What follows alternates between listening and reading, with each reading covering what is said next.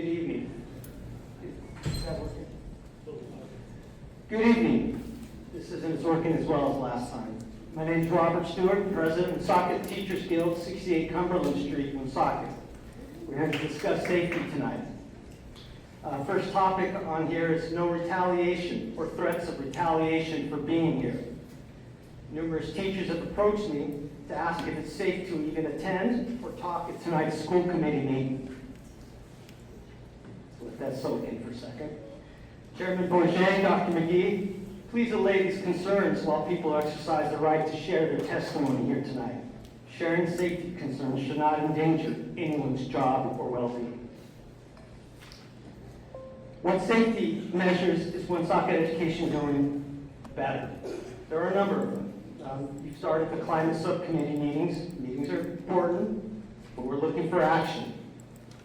The phones and clocks at the high school and other schools are being installed. Alan Toriani's been contacting me about that. That's an improvement. The all-staff CPTs that we've been asking for at the high school, the 7:15 to 7:45, we have about 16 of those a month. We've been asking for 2 a month for years. We've recently given 1 a month. That's an improvement.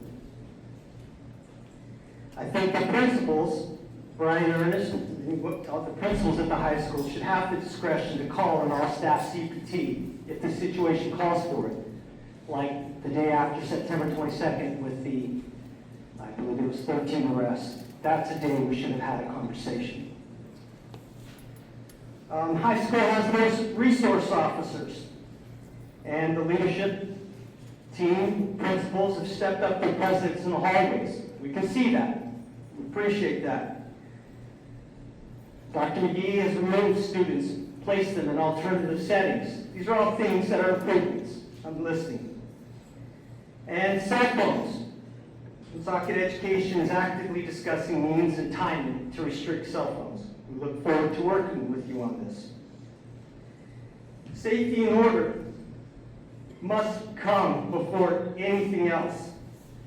It's been said that you can't get to Bloom's taxonomy without going through Maslow's hierarchy of needs. It's just so true. You go through some of our schools, particularly our elementary schools, and you just know you have to have safety and order first. Recommendations. We've been talking about collaboration. Authentic collaboration. You see it with your actions, not just words.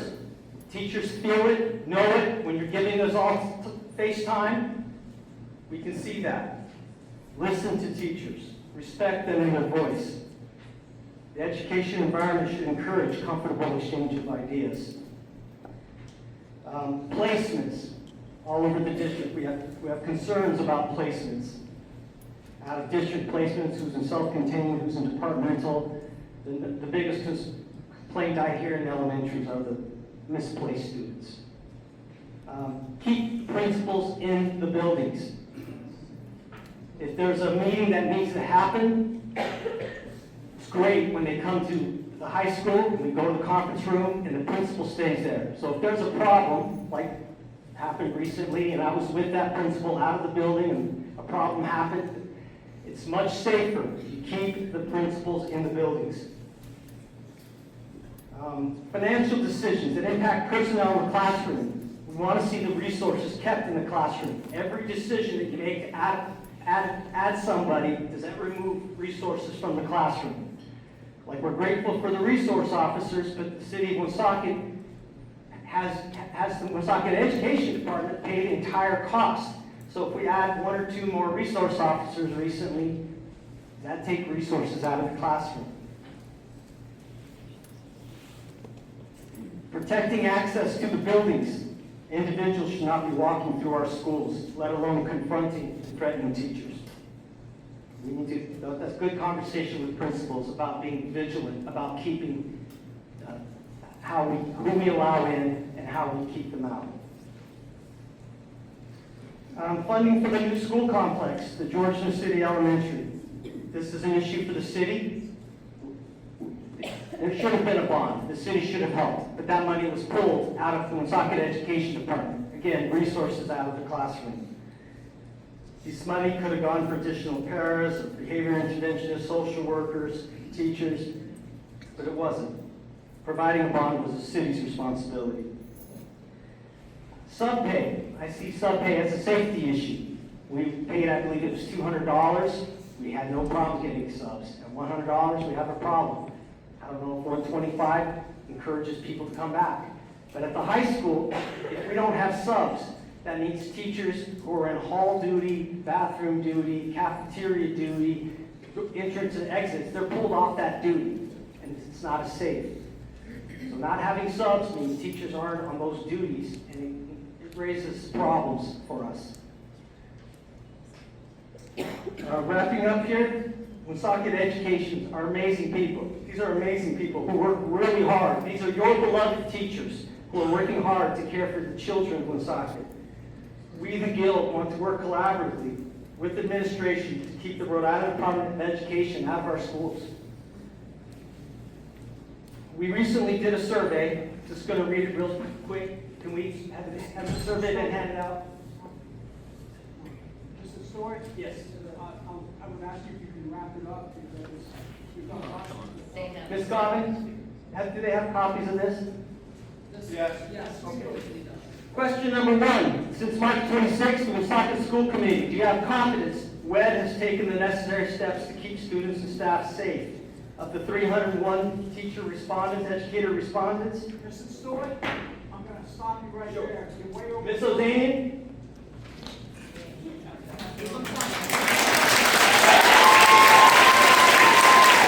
This community taught me the value of hard work and looking out for one another. From the Marine Corps to building businesses that have employed thousands, everything comes right back to this place. This Thanksgiving, we're making sure families feel cared for because that's what Rhode Islanders do best.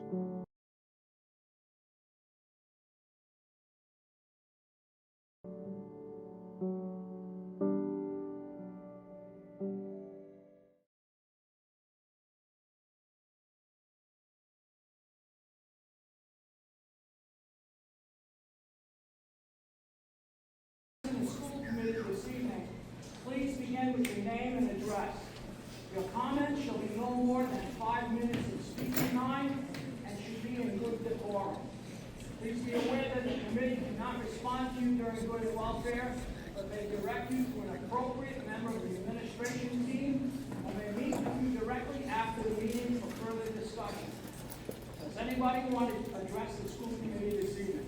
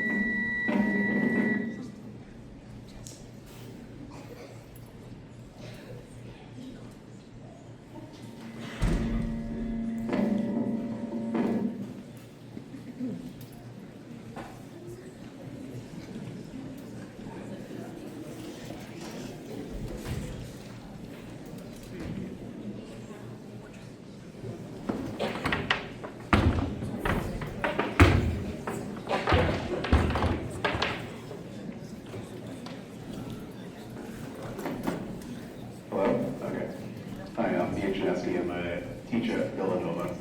I think it's just kind of time we have to admit that a lot of the issues we have here in our school district, just as good as these programs are, these issues cannot be solved with things like academic teaming or second step lessons. These things are all designed to help with minor behavioral issues. With kids who are honestly willing to put in the effort to improve upon themselves and their behavior. It's unfortunate, but we have to accept that we have kids in this district who just don't care about improving and who just don't care about being part of an educational community. We have to accept that we have parents simply don't care what their kids do. And there's so many more layers on top of that. We have a judicial system that doesn't care to hold parents or their kids accountable.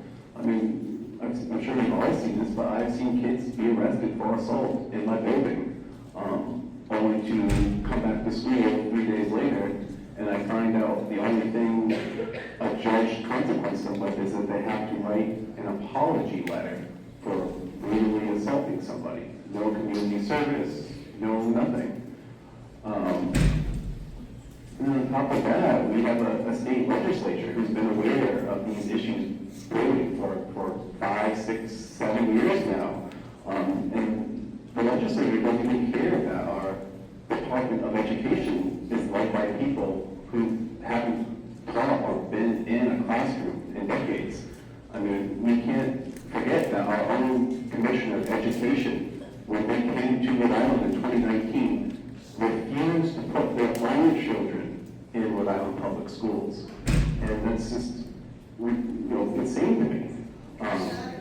And then on top of that, we have, a media who would rather just beat on us relentlessly over and over and over again instead of doing their job and holding everyone else accountable and digging to the root cause of why all these things are happening in our community. With all that in mind, and that how all these entities in our state just don't seem to care about getting to the bottom of what's going on and actually fixing, these kind of deep, societal issues. I'm just going to ask that the Woonsocket Education Department please do everything in their maximum ability to ensure that our hardworking staff and students are safe from kids who just simply have no desire to be productive members of our educational community and wish only to cause harm to others. Thank you.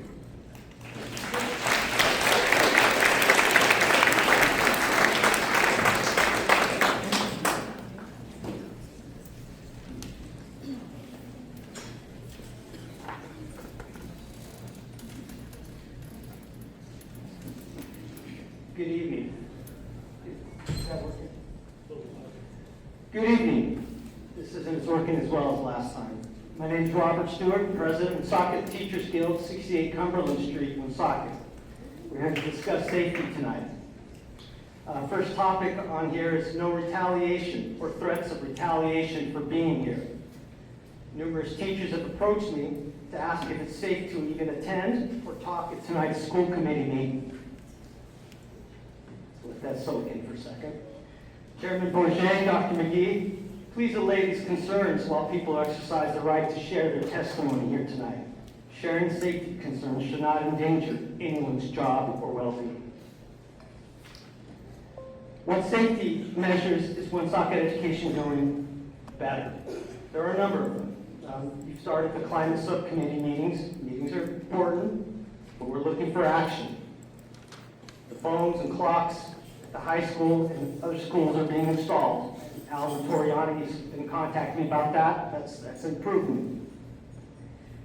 The all-staff CPTs that we've been asking for at the high school, the 7:15 to 7:45, we have about 16 of those a month.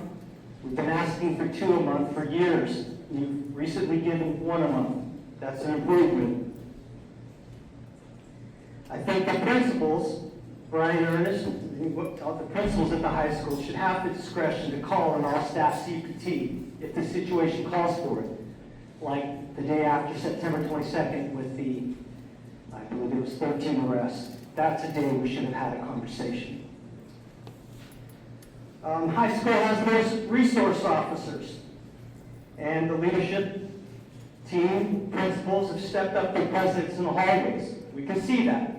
We appreciate that.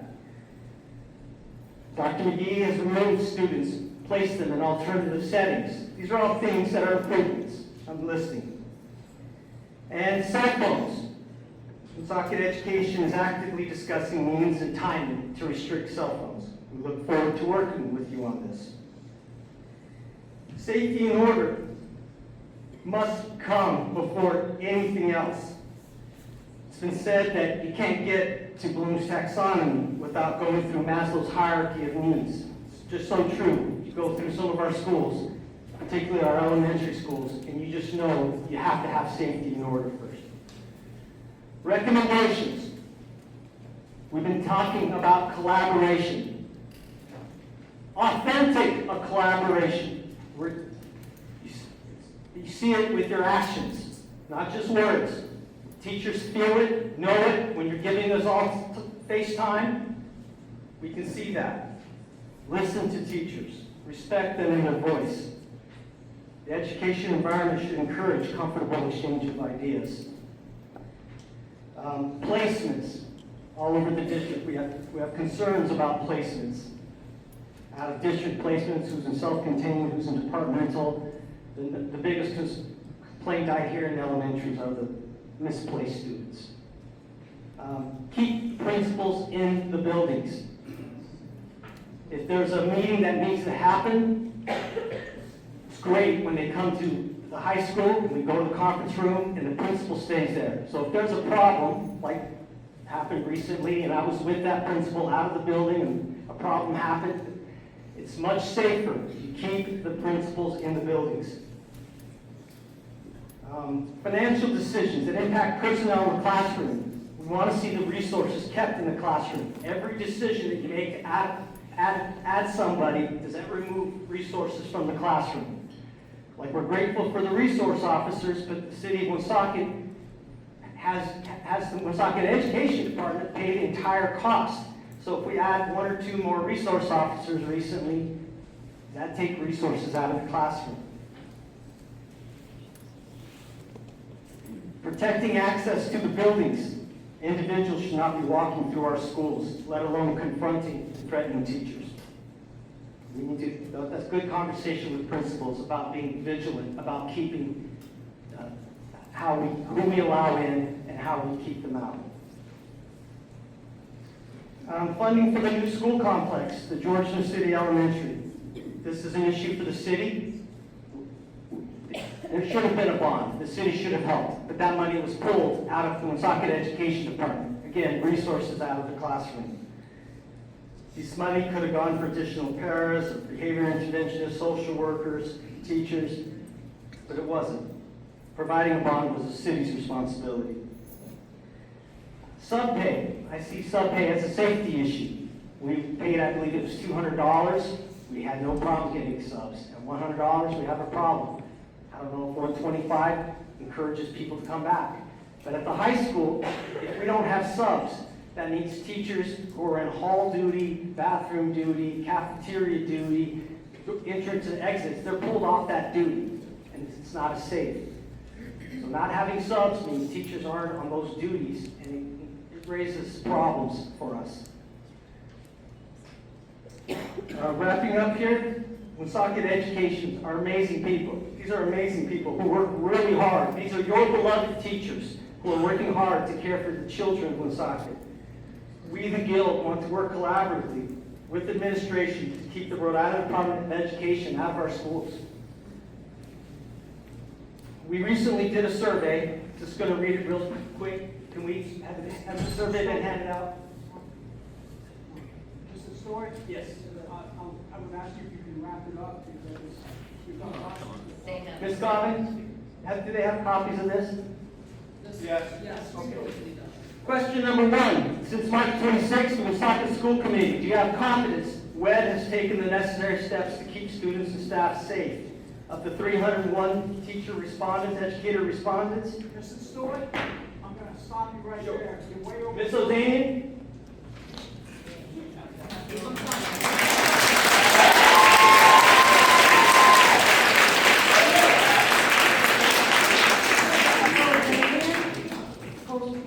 Rhode Island. First question, since March 26, 2025, Woonsocket School Committee meeting, do you have confidence that the Woonsocket Education Department has taken the necessary steps to keep students and staff safe? Under 10% said yes, over 90% said no. Question number 2, do you have confidence confidence that the Woonsocket Education Department is prioritizing safety? 10% said yes. 90%, just slightly under 90% said no. Question 3, in the Woonsocket Education Department, student placement decisions are often based on budgetary constraints rather than students' needs. Over 90% said true. Like 5% said false. Last question, are you confident the Woonsocket Education Department's central administration's current policies and initiatives will lead to improved student outcomes?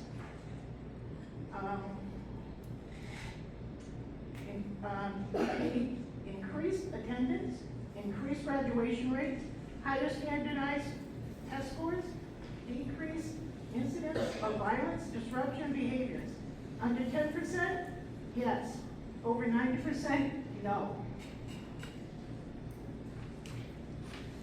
And last, out of all due respect, school committee, I respect you all, and I respect that you're voted in. I'm speaking right now. When the public speaking is over, I will leave because I can listen to this on the radio because we can't respond. This is when we speak. Thank you.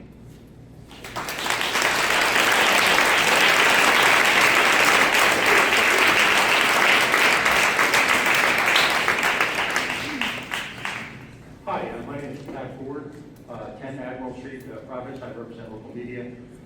Just two housekeeping comments. Number one, I would request that those microphones, those beautiful microphones you have up there, be brought directly in front of you so that folks throughout the audience can actually hear what you're saying.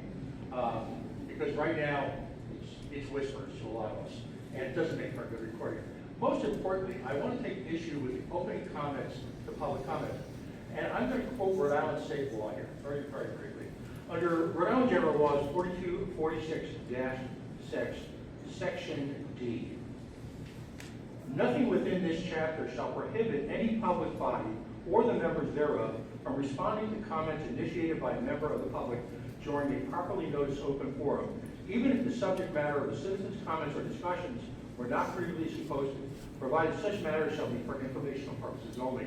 So you don't have to answer questions, but you certainly have the right to. So if folks in this body want to direct questions, then they should be directed at the chair, and they should be polite and well-informed. But you absolutely have the right, and some would say, in a contentious meeting like this, the obligation to respond to public comments. Also, please fix this, Mike.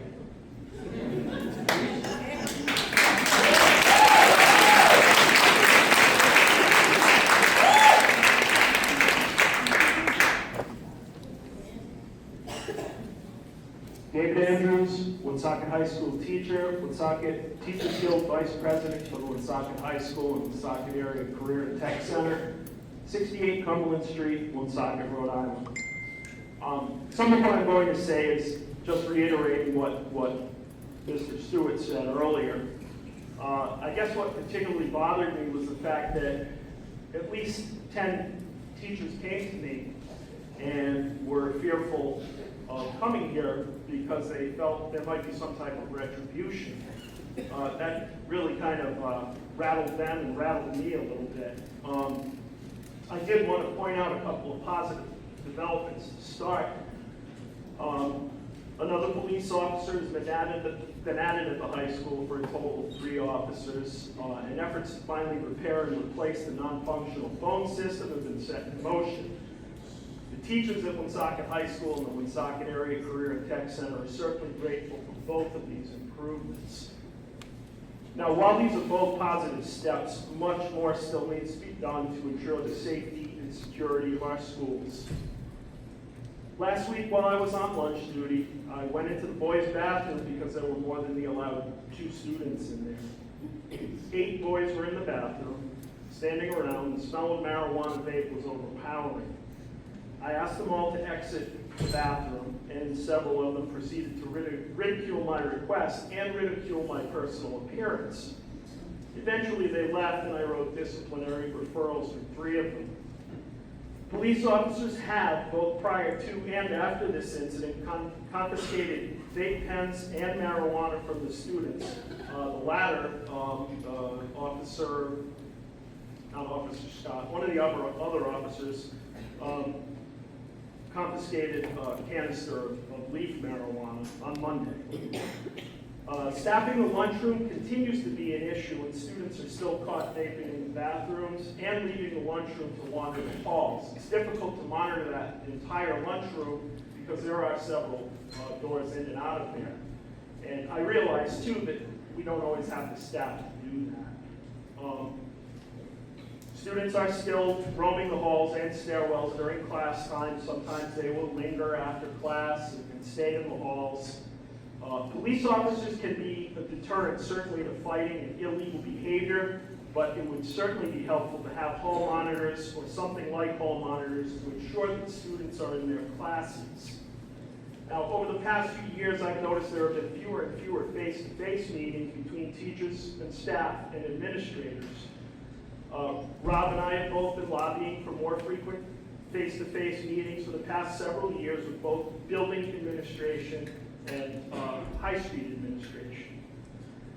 Dr. McGee and Mr. Ernest recently agreed to set aside one common planning time per month. Now, there are 16 per month, but one common planning time per month to be used to discuss issues face-to-face like safety and security, rather than discussions that are usually involving district initiatives.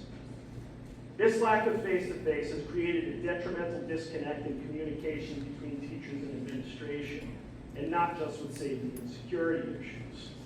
Many teachers, myself included, feel that training and expectations regarding district initiatives have not been adequate, leaving many teachers with questions regarding their implementation. This having much to do with the rollout of initiatives and the continuity of them. In light of this, we feel that more face-to-face meetings with administrators are necessary, and CPT time is a convenient time to do this, both for safety and security reasons, and for clearing up misconceptions with district initiatives. Dr. McGee attended the most recent faculty meeting at Woonsocket High School, and we had what several teachers told me that they felt was a productive meeting.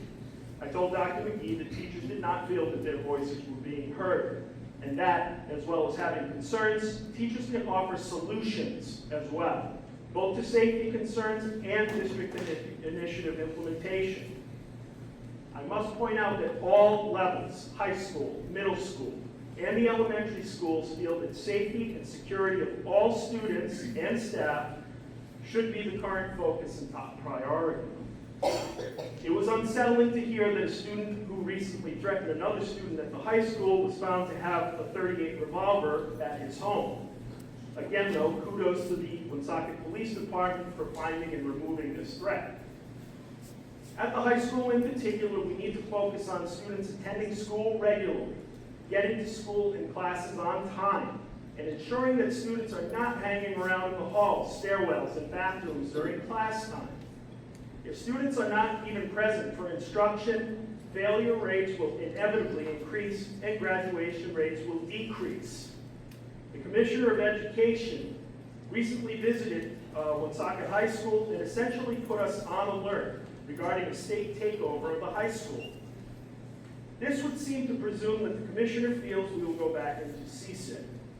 This may indeed happen if students are not attending and/or are late to school and their classes. However, with better communication and discussion of solutions between all stakeholders, teachers and administrators, as well as parents and students, and the prioritization of immediate needs like safety, security, good attendance, and punctuality, we might better set our students up for success in both the classroom and in life. Thank you.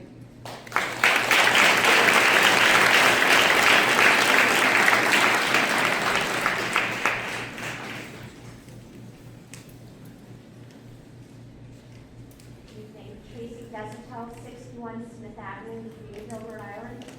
I'm an intermediate special ed teacher.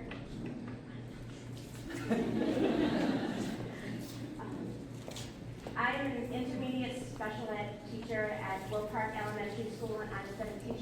district for 25 years. In the past few years, classroom safety has become a huge concern for many of us. I know in my classroom, I have gone from having maybe one student who is dysregulated to having 4 or more. Many days we come to work feeling like it's a day of survival. We are so short-staffed, no coverage for teachers who are absent or needing to attend meetings, no coverage for paraprofessionals, not enough support staff that are trained and certified that can assist with all the calls for help during the school day. There have been no preps as specialists are being pulled to cover classrooms on a daily basis, and no one to help monitor the hallways during the day. We are left to take care of things by ourselves, without help, guidance, or supervision, as we are all stretched too thin. Many of the students in our schools do not have respect for the teachers, their classmates, our school, or even themselves. Teachers and peers are being sworn at, called inappropriate names, materials are being destroyed, computers and classroom furniture are being thrown.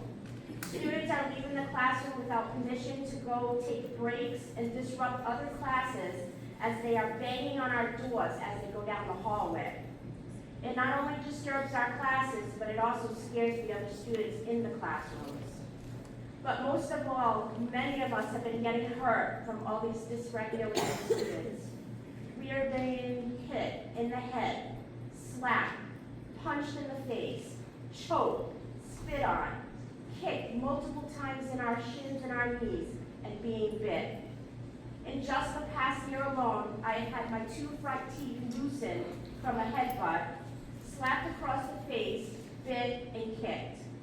While all these injuries are scary for all of us, I have an extra scare. 2 years ago, I lost my lung to cancer. I have not let it stop me, but there are days that I am worried that I'm going to get hit the wrong way and truly get injured.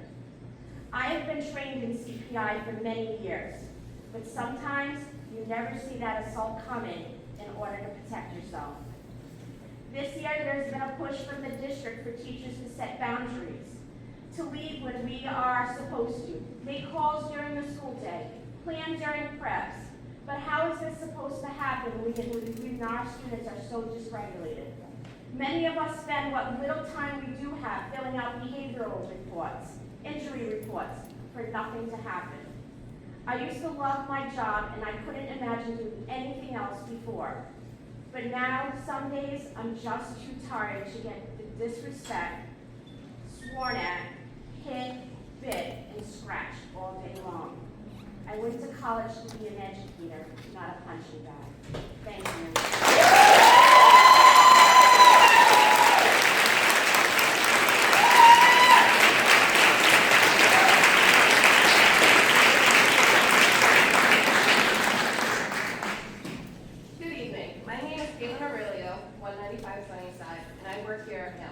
We are lucky here where we do not have many safety concerns, as our administration does a great job responding to any issues that arise.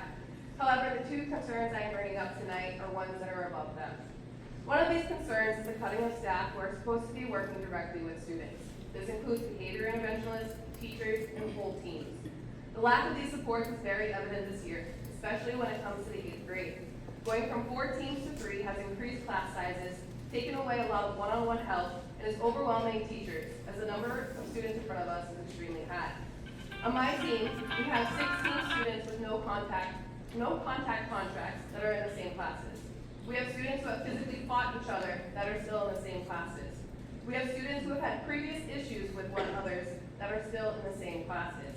There is nowhere to move these students to get them out of these situations because all the 8th grade classes are at capacity.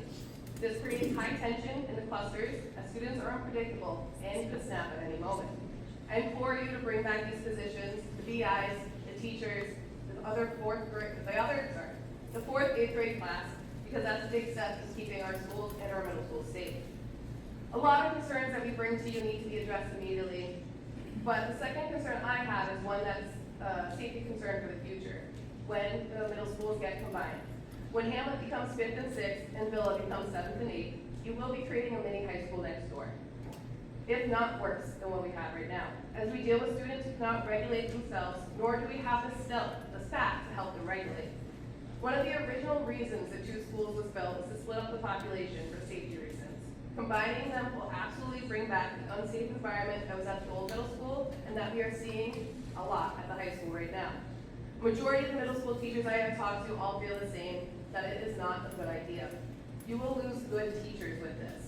I do not know why the teachers who are in the people who are in the buildings who are dealing with these students were not involved in this decision making or even told that these decisions were being discussed. If we cannot protect our teachers, how can the teachers protect our students? We need to do better for the teachers and for the students. Thank you.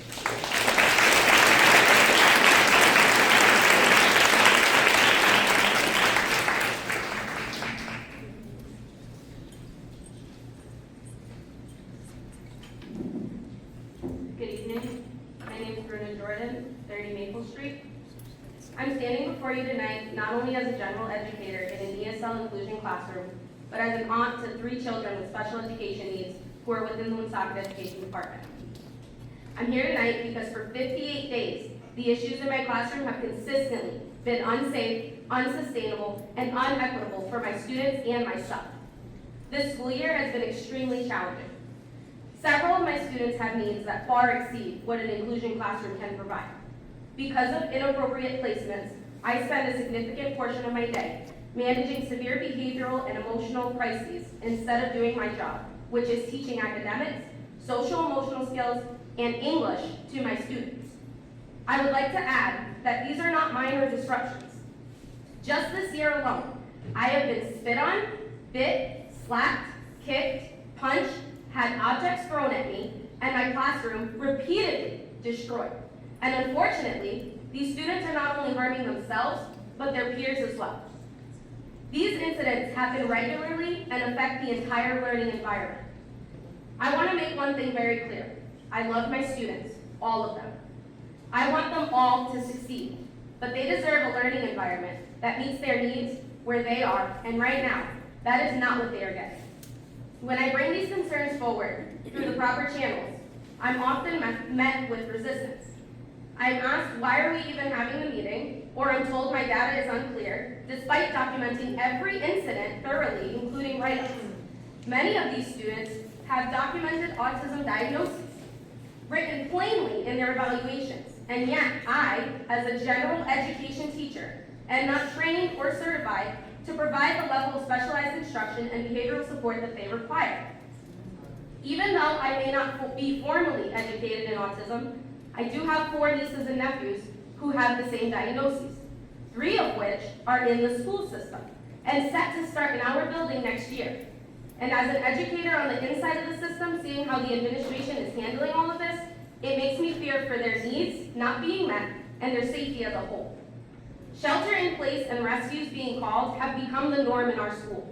The administration is allowing these students to slip through the cracks and choosing to look the other way, while these students suffer with dysregulation to the point that they are harming themselves and others. Upper administration is inconsistent. Directions change weekly, and different administrators give conflicting instructions. Constantly shifting expectations make it hard for staff to provide students with the structure and stability that they need. This inconsistency harms both students and staff, affecting morale, safety, and our ability to work effectively. Another major issue is the removal of the self-contained program. Now all students, regardless of need, are placed into general education or inclusion classes. This model is unfair to students who require specialized support, to general education students who lose instructional time, and to teachers who lack the resources to manage such diverse needs. I was even told I'm lucky that 2 students are appropriately placed, but this should never depend on luck. Every child deserves an appropriate setting as promised in their IEP. I also want to emphasize something that is consistently overlooked. Elementary schools need significantly more support. Early childhood is where intervention matters most. If we can support and regulate students,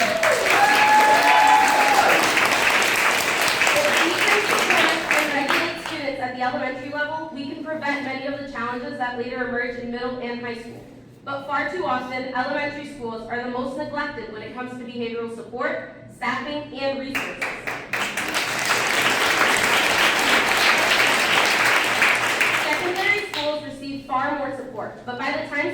get there, it is much harder to make meaningful change. If we want long-term success district-wide, we must invest where it starts, in elementary classrooms. So tonight, I am asking the board to consider the following. Restore or create appropriate placements, meaning putting self-contained programs back into all of our elementary schools. Unified guidance from administration so teachers are not receiving mixed messages. Increase special education and behavioral support at the elementary level where early intervention can change student trajectories. And finally, put staff and student safety first because learning cannot happen in crisis. I care deeply about my students. I want all of them to thrive. But we cannot keep doing this without proper support, appropriate placements, and consistent leadership. Our children deserve better, and so do the educators who show up for them every day. And it is our job to ensure an equitable opportunity to education for all. WED, please do better for our students, our staff, and our families. My family. Thank you. Is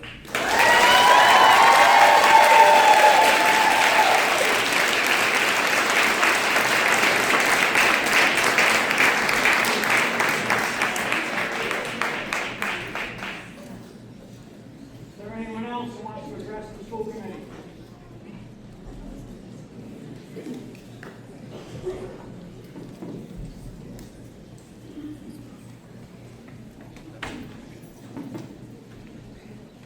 Good evening. My name is Charlene Garvin, 15 Wildwood Circle, Millville, Massachusetts. I'm a 38-year veteran of the Woonsocket Education Department, and I'm currently the secretary of the Teachers Guild. Sadly, the recent episodes of school violence and arrests making headlines across local news and social media are not new to our school community. Teachers and staff have been sounding the alarm about safety issues for as long as I can remember. In fact, several years ago, the union leadership visited each school to listen to members and document their concerns. I'm sure many of you remember our visits, Post-it notes, chart paper. You filled them up? While it was a daunting task, we managed to organize data from all 11 schools, and we hung the charts on the conference room walls at the Guild. As we analyzed the data, 3 areas of concern stood out across all grade levels, pre-K to 12. Safety, communication, and student placement. We invited some of the McPhee administration to come to the Guild and see the data we collected. To his credit, Dr. McGee acknowledged our concerns and scheduled meetings to discuss them. And well, we met and met and met and met.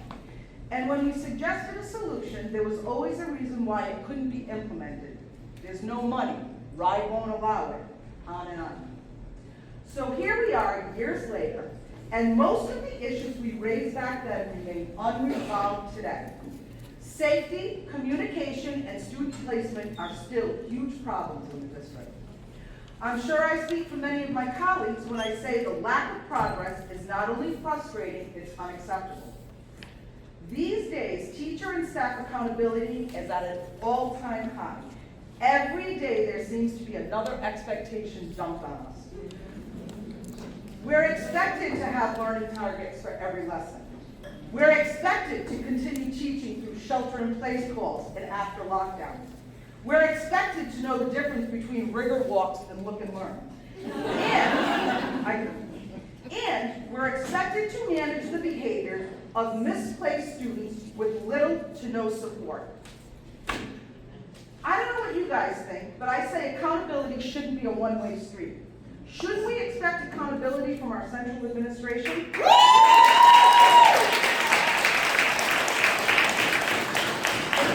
I've been to quite a few of these safety meetings, and from my perspective, it's been too much talk and not enough action. Yep. At these meetings, we need to set goals, brainstorm solutions, set timetables, and establish success criteria. Without a plan, there's zero chance that things will change. We're just paying lip service and wasting everybody's time. When we met with Dr. McGee last week, he voiced similar frustrations with the lack of progress, likening it to the movie Groundhog Day. While Groundhog Day is a comedy released in 1993, starring the always amusing Bill Murray, the reality in the Woonsocket Education Department is not quite so amusing. The challenges we face every single day would send educators in other districts fleeing from the profession. Honestly, if there was a teacher version of Survivor, my money would be on a Woonsocket teacher to win it all every single day.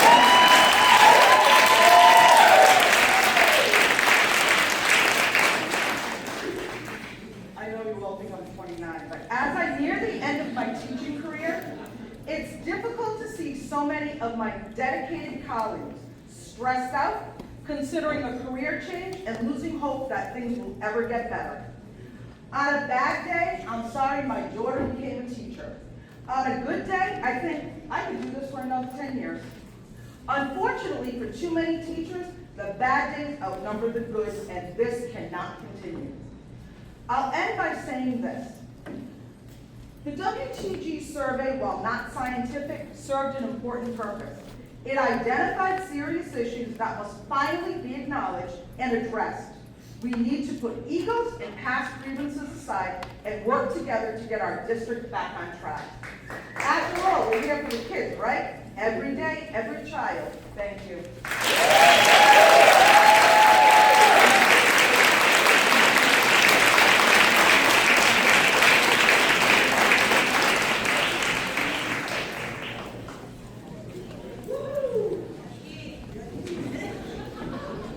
I don't know how this is going to go. I'm probably 6 hours over my concern. So I did draft something. Oh, I'm sorry.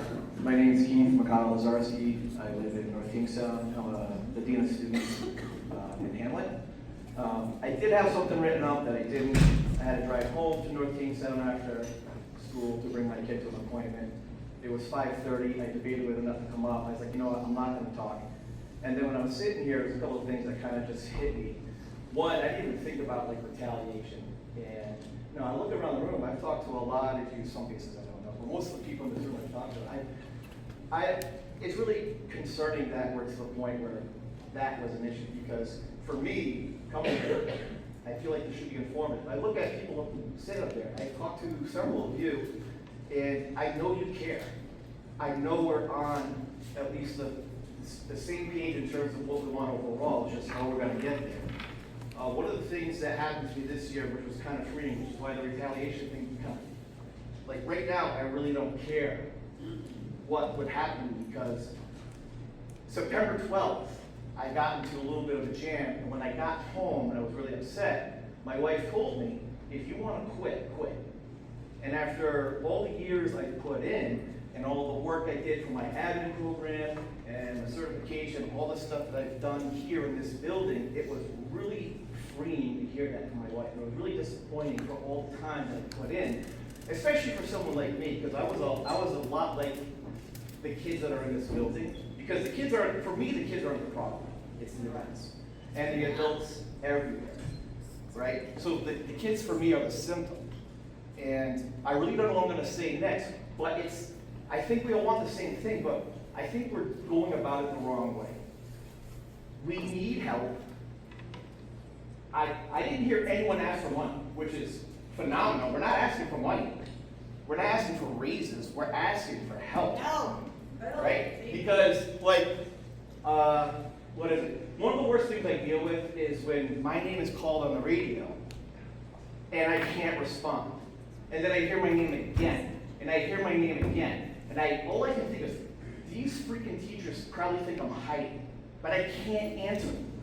And I don't hear anyone else, because the people I work with are working their asses off trying to put out fires here, there. It happens when I'm in the cafeteria trying to cover lunches. And I get called. I have teachers coming in to say, hey, this is going on. I'm like, that's great. I can't leave here right now. Is there anyone else available? And people keep getting pulled. When we talk about safety, yeah, it's an issue. It's an issue. And the way we communicate to each other is, for me, one of the biggest problems. Not just in the district, but like how kids talk to each other, how the parents talk to their kids, how sometimes we get jammed up and frustrated. We say things to the kids that we regret because we're frustrated. I go around the building all day and I hear all these different conversations, a lot of great, and there's a lot of frustration.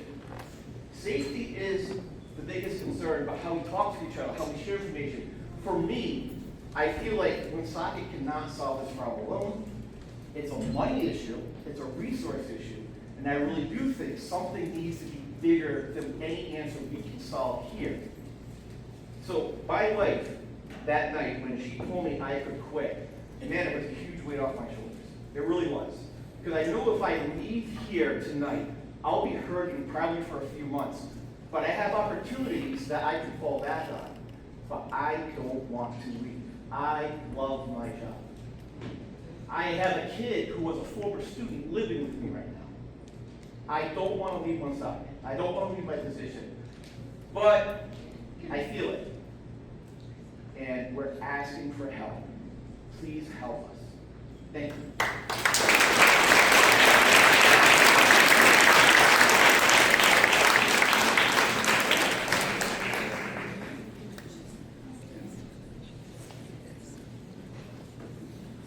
Good evening.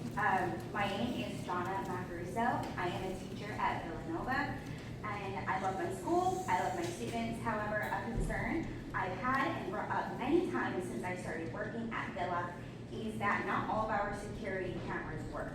This poses a problem for accountability, security, and vandalism. Just yesterday, a weapon described as an edged object or a blade was dropped on the floor and discovered at Villa. And when administrators tried to get to the bottom of this, they were unable to because the cameras do not work. Not only do we not know what student brought a weapon into school, but what's more harrowing is that we don't know the intent of the child, and we cannot have the restorative conversation required to create a healing and come to a conclusion and an understanding.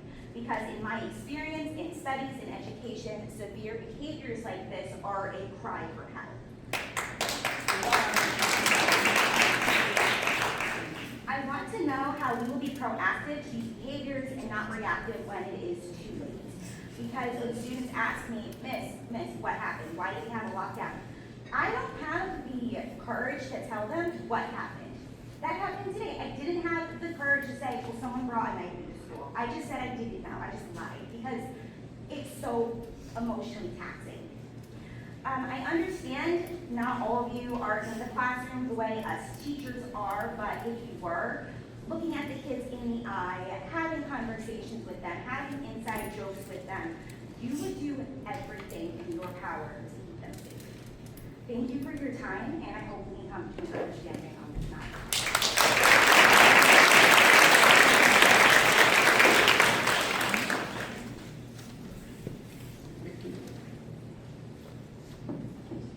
Good evening. My name is Shannon Turner, and I've been a teacher at Villanova for almost 8 years now.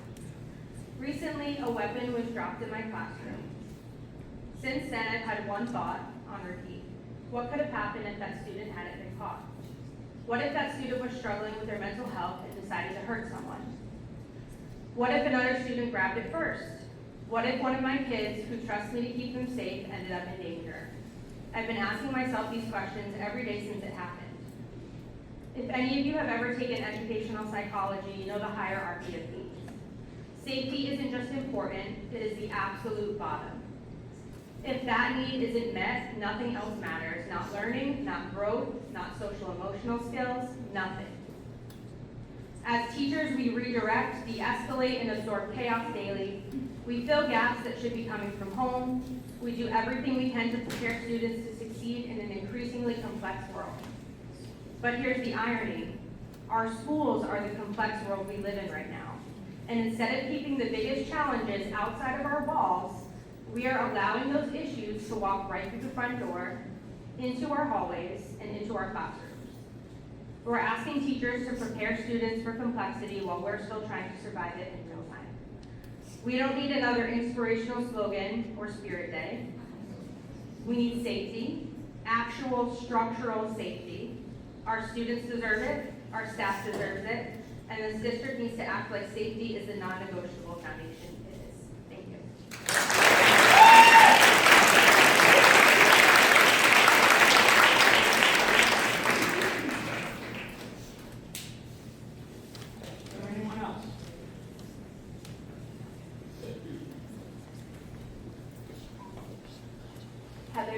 Johnston, Rhode Island. As a community, we are living with a level of fear that previous generations never had to carry. Every morning, our children walk into school not knowing what the day will bring.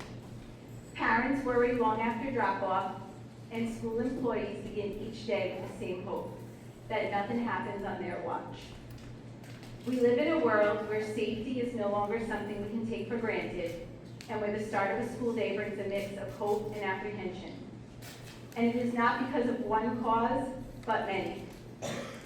Rising student mental health needs, community violence, instability at home, social media threats, staffing shortages, and a national climate where every incident everywhere, anywhere, feels like it could happen everywhere. But while these pressures have grown, one thing has not changed. Our district has never stopped working.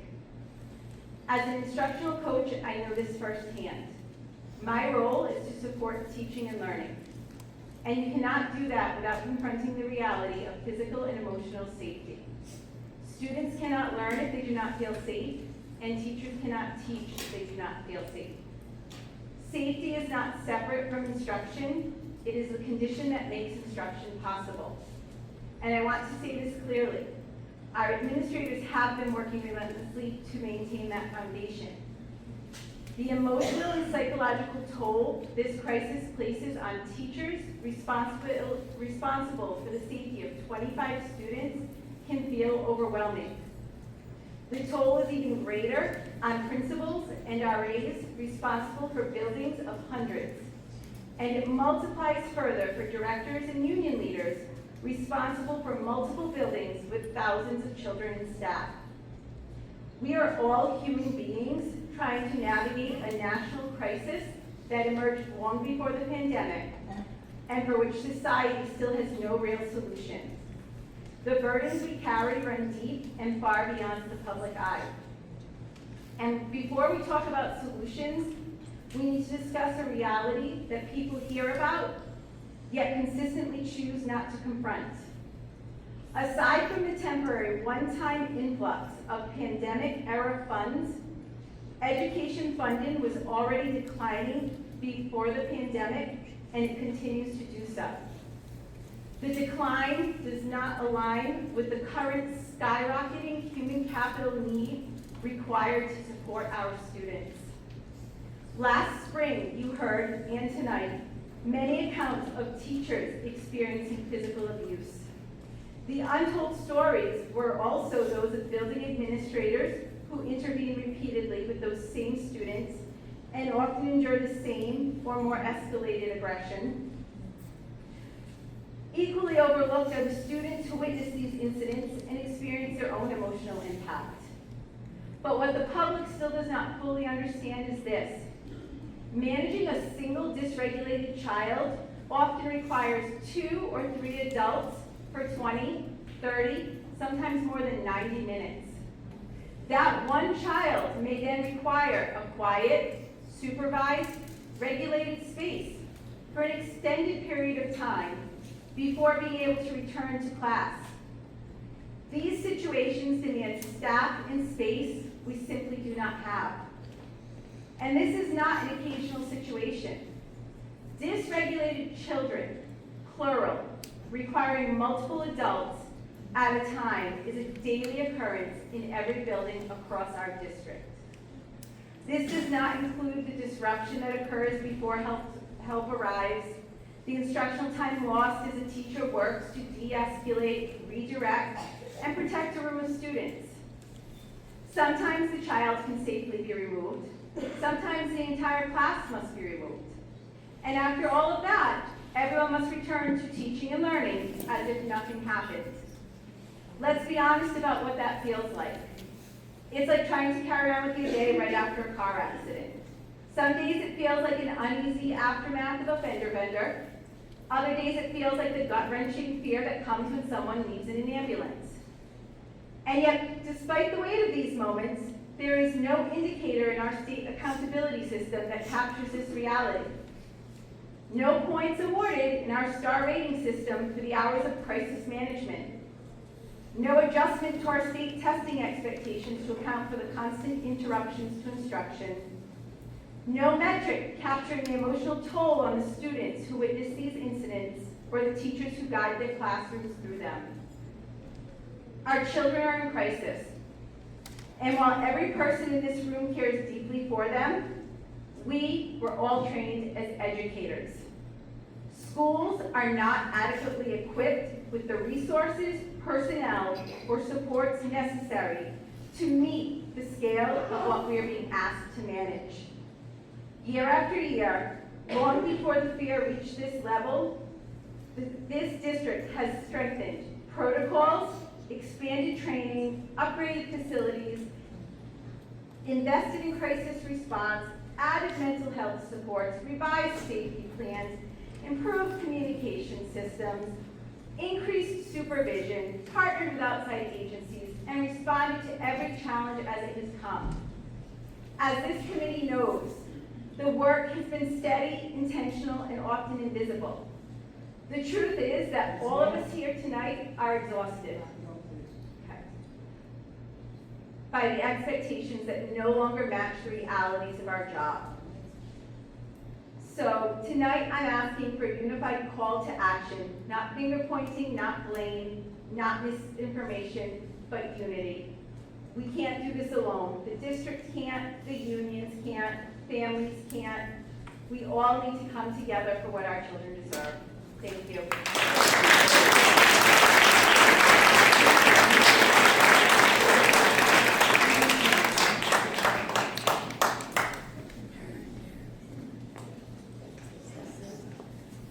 Good evening, my name is Karen Cahill, and I'm from Weymouth, Massachusetts. I drive an hour and a half each way to get here, and I love it.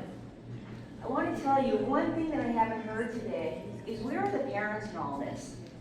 I mean, it starts with the parents. It starts with what they do at home. And we have to be in partnership with parents. And believe me, I know there's a lot of parents who do not want to be involved, but that's when we inconvenience. That's when we say, you come up, you come here, and we're going to find a solution to support your child. Now, I've been in this district 3 or 4 years, and I can tell you what, these parents want the best for their kids. It is just a small number of kids who are ruining an education for the majority of the kids in the classroom. It will not be tolerated. I tell parents, I will feed your child. I will keep your child warm. I will educate your child. You need money for bills? I can even do that. All we ask is that your child behaves in school and allows others the opportunity to get an education and succeed in life. That's not that much to ask. But along with that, at Coleman, there are consequences. We don't play. Since I've been to Woonsocket, I've been called more names than I knew were really actual words. And that's okay. But when you come to Coleman, the kids know the expectations, the teachers know the expectations. You should be handling it in your classroom, and if I'm needed, it's a group deal. It's not just one person. We're in it together. You make the choice, we make the consequence. And together we'll work to make the best choices and the best consequences to get our kids the best education they can get in Woonsocket and in the state of Rhode Island. Thank you.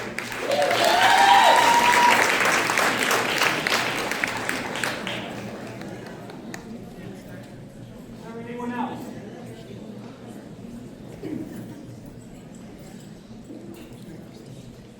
Please forgive me. Her name is factual. Michelle Kennel, 485 Greenville Road, North Smithfield, Rhode Island. I've been in this district 7-ish years now. This is my 5th year at Globe Park. At Globe Park, over the last few years, as with every other building, we have worked tirelessly to develop a PBIS system. We have increased and implemented Second Step, but we still struggle. This year we have opened our 8th specialized classroom, and it is still vacant. I have a 2nd grade classroom, still vacant, or recently vacant. I have someone out on a maternity leave, and I recently had a teacher, hallelujah, this last Monday, came back from a leave of absence. So when I tell you substitutes are dire, I am not lying. My staff can tell you that even I was substitute teaching. Yep.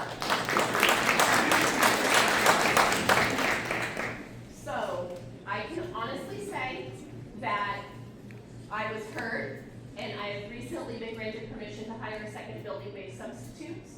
And this last Monday, we were given a second BI. But that still doesn't help the fact that all of our problems aren't even specialized to students. They sit in our general education classrooms. My social workers and I have even been pushing into classrooms, trying to do proactive circles and have really, really important conversations around physical aggression, name calling, bullying, and it's still not helping.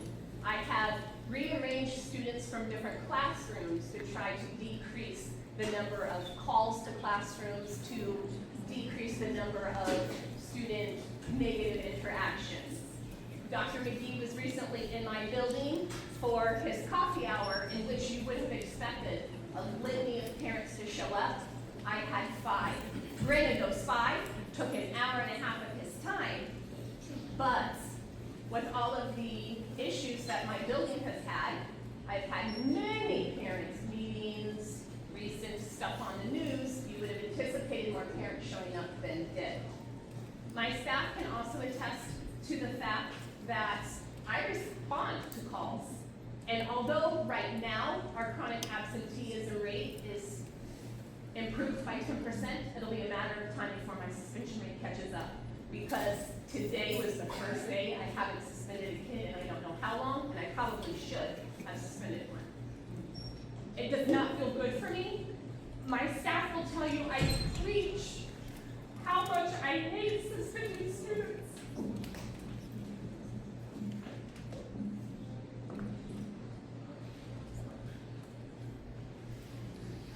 But it's also needed. And that is not a good feeling.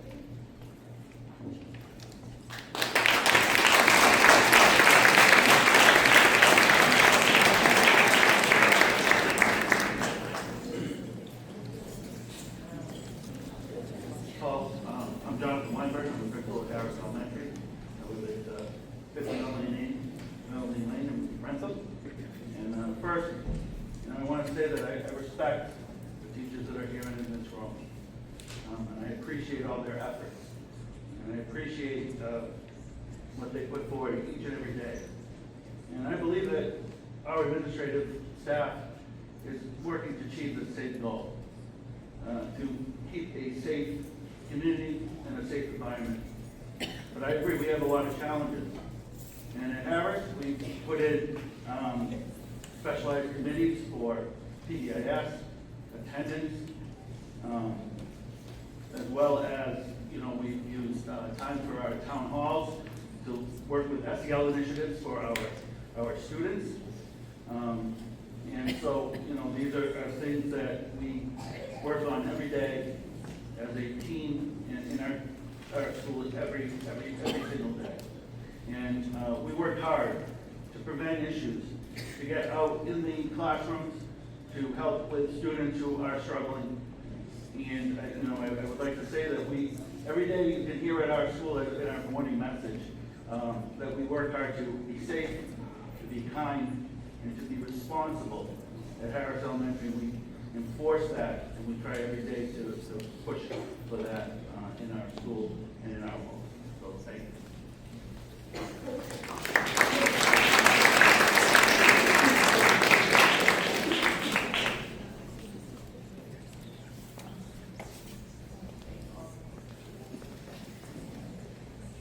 Good evening. My name is Safdar Mahmood from Franklin, Massachusetts. Although I'm not a Woonsocket resident, I am a Woonsocket school administrator, specifically at the high school and at the Career and Tech Center. My next statement, it has nothing to do with me trying to sound pompous or toot my own horn, but last year I was honored as the Administrator of the Year. And honestly, I take that very personally. I feel like that has an enormous amount of responsibility for me. And when I read why the teachers chose that for me, it was supporting our teachers, supporting our students, keeping our buildings safe. And I wanted to, not just the school committee, not just the Woonsocket Teachers Guild, but our biggest stakeholders, our students and our families and our parents and our guardians, to know that myself and the other high school administrators, Mr. Ernest, Mr. Dorigan, Mr. Napolitano, Ms. Windsor, we hear what you have to say. We are working every day to solve these problems, but together, we need to work together, because our Woonsocket community, our youth will not be reformed without, our community will not be reformed without the reformation of our youth. And together, I just want everyone to know, I want to go on record saying that I will continue to work diligently to keep our school and our community safe. Thank you.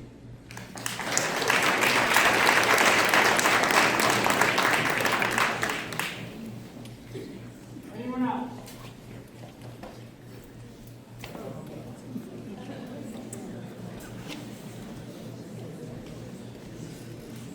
Good evening, everyone. I'm looking forward to this opportunity. Speak louder. I can't hear you, Mr. Ernest. I got here 4 years ago. I'm Mr. Ernest, Brian Ernest, not from Rhode Island, I'm from New Hampshire. But I live in Rhode Island 5 days a week. And it's been an unbelievable experience for me to come here and to have the privilege of serving as the principal of Woonsocket High School. I'd like to just mention a few things that we're doing. When I first got here, positive behavioral interventions and school values was just an abstract concept. We had a day this year that I never would have expected, and when I first got here, those kind of days were common. Since then, we have a support team at the district level where we meet with SROs and district leaders and community partners. And we have situations that come and they end up going to the right people. So we talk about families, we talk about students, and then we recommend these students and families to the situation table, which is a combination of Community Care Alliance, DCYF, a lot of community partners.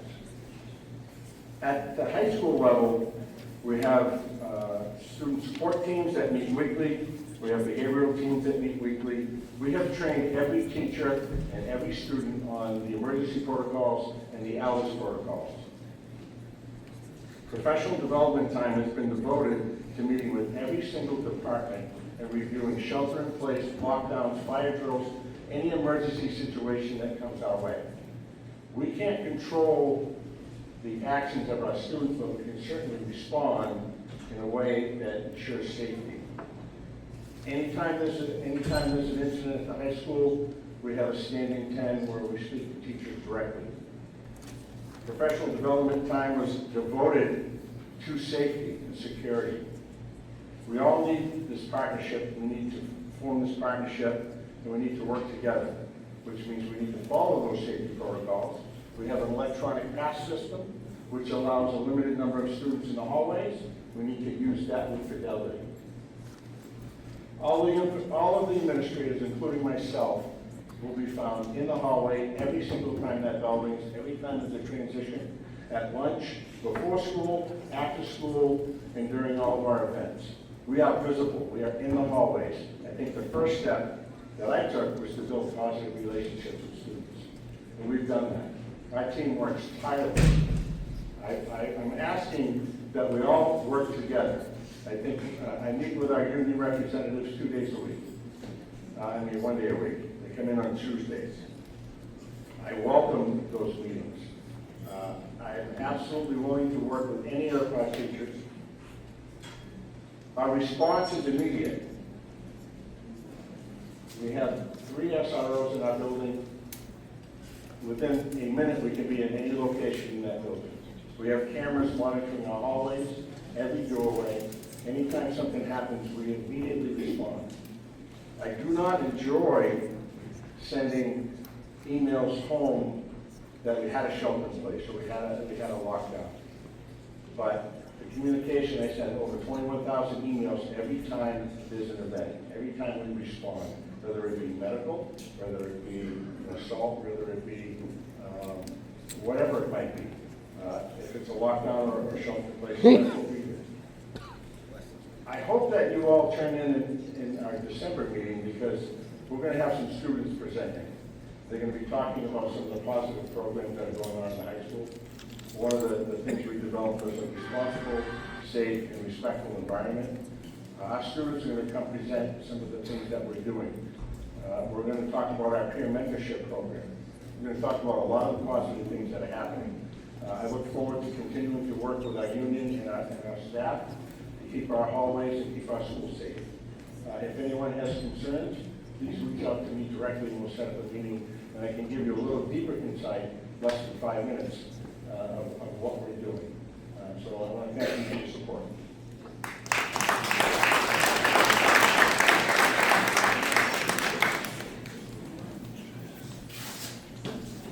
Hello, everybody.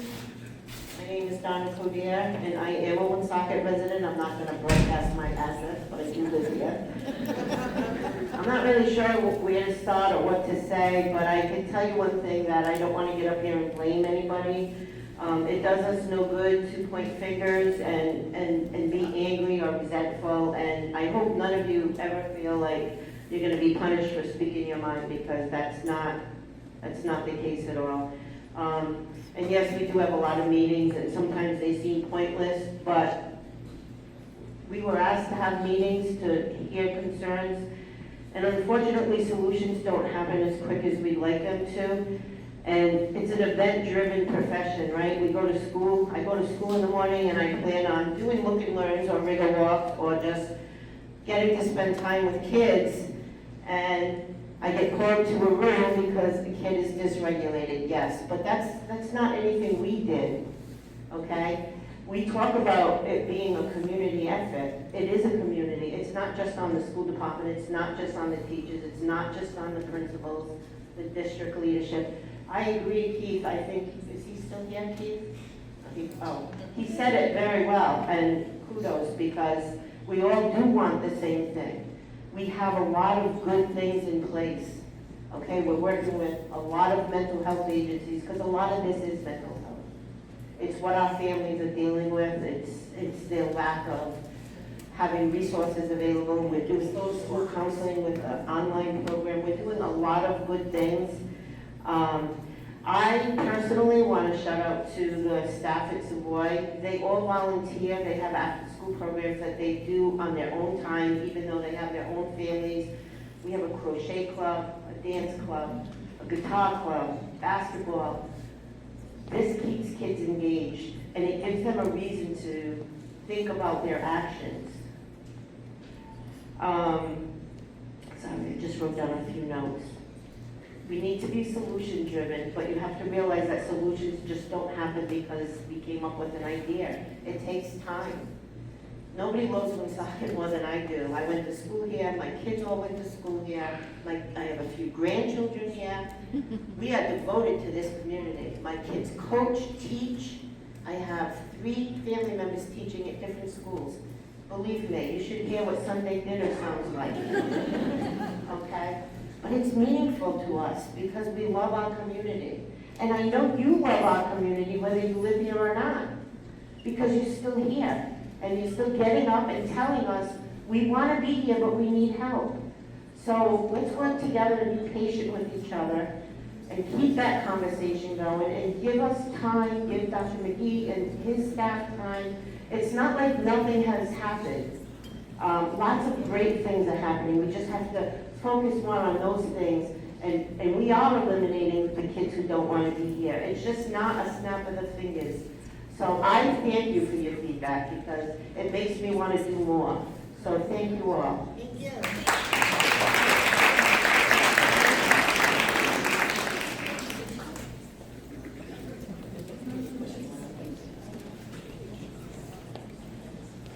Kim Luca, principal of Villanova. I'm in Rhode Island.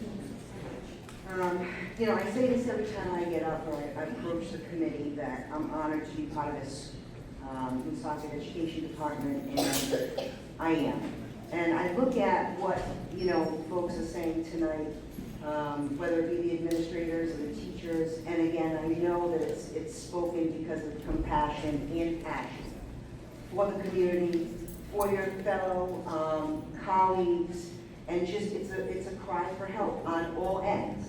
And I can tell you that, I worked in Providence for 25 years, and I saw things and experienced things as a teacher and as an administrator that, unfortunately for me in this day and age, 30 years later, I'm not as flustered when stuff happens in the buildings because I've seen it. But I can tell you that I would not want to be any other place than Woonsocket. This is my 5th year here, and I feel as though I have my dream job. And why do I feel that way? I feel that way because I've been through, I think in the last 4 years, the toughest time in my entire life. And between central office and my faculty and staff and the principals, I've never felt so supported. So again, I think like Donna and a lot of other people have mentioned, it's not about blame, it's about the passion of the job and trying to be solutions oriented. I'm completely blessed this year to have an unbelievable administrative team.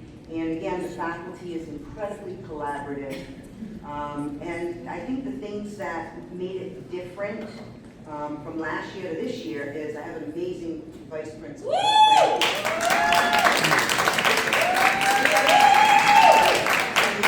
I always get a ton of support from central office and the teachers.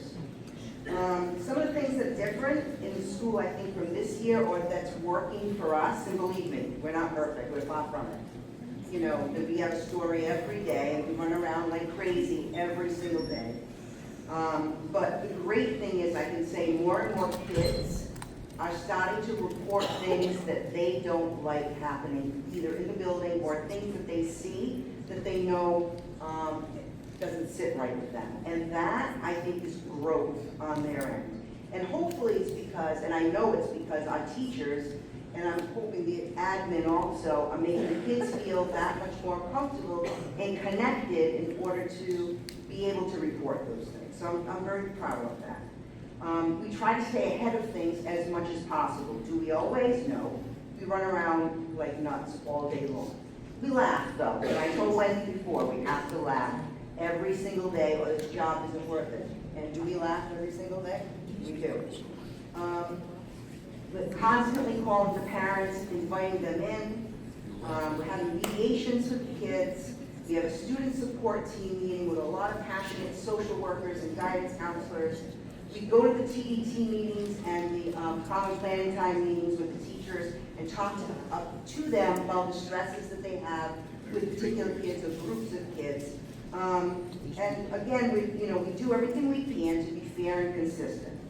And again, your job is not easy. I've been there. I was at Hope High School for 13 or 14 years, and I get it. I am not far removed from what you're experiencing every day.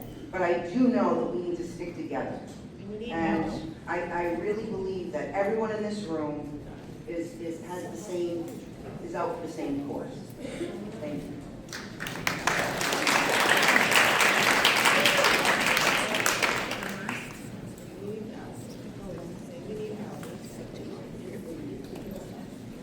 Hello, I am Karen Ronaldo. I am the principal here at Hamlet. This is Esposito, and she's my vice principal. I've been in this district about 20 years. I was a teacher here, 7th grade social studies up on the hill. I'm considered an OG. I am very fortunate, and I say this to everyone I talk to.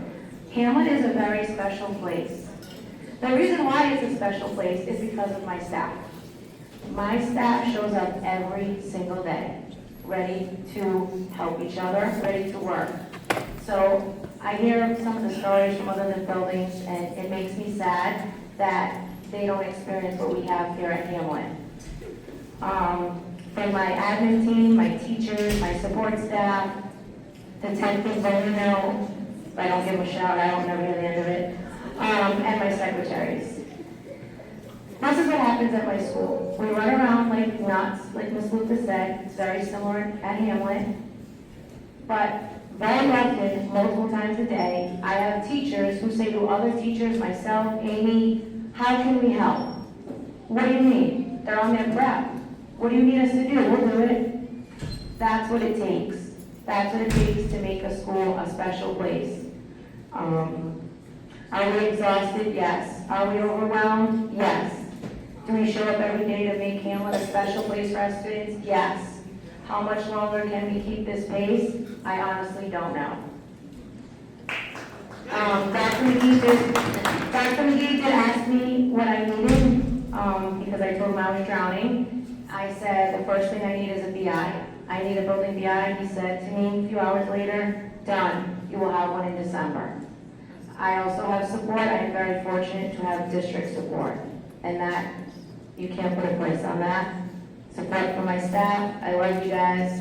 The reason why I'm still here is because of you and the kids. Thank you.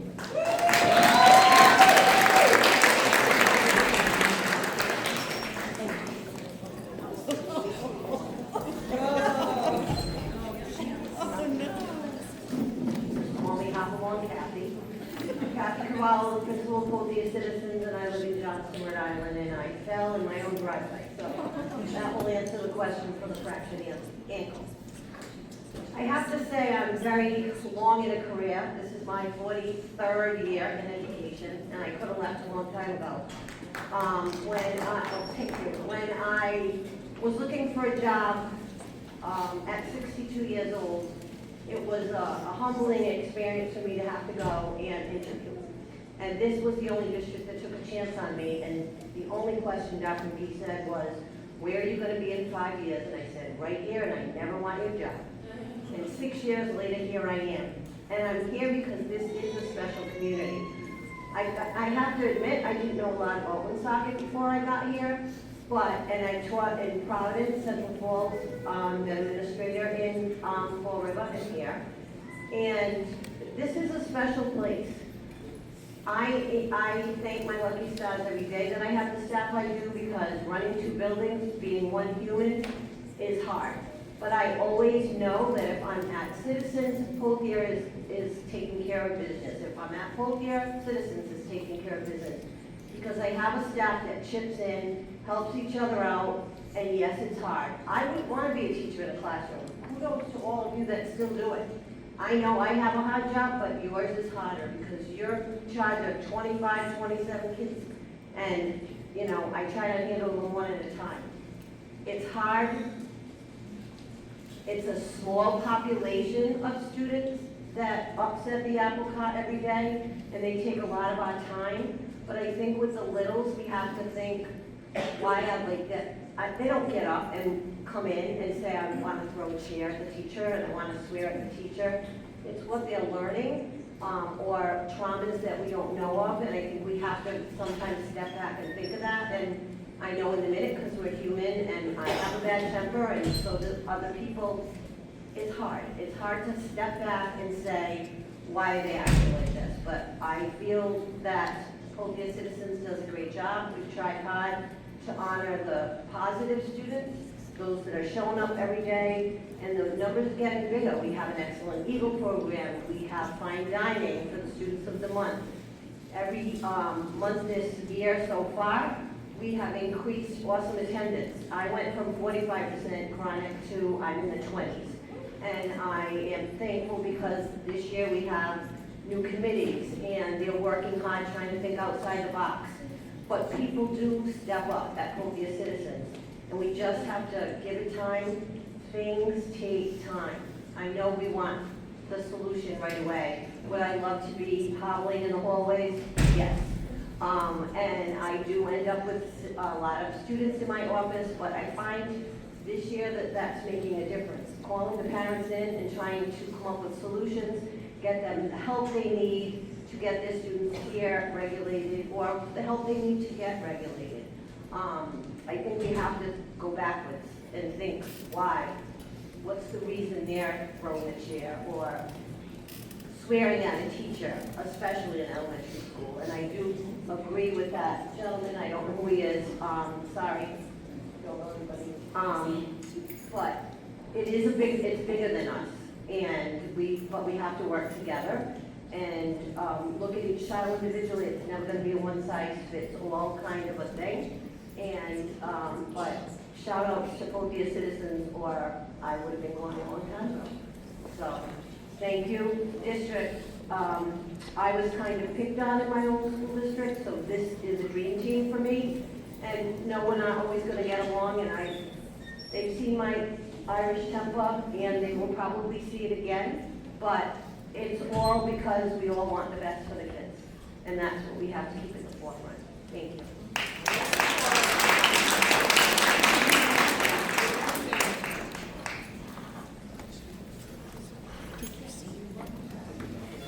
Hi, Ann Richards.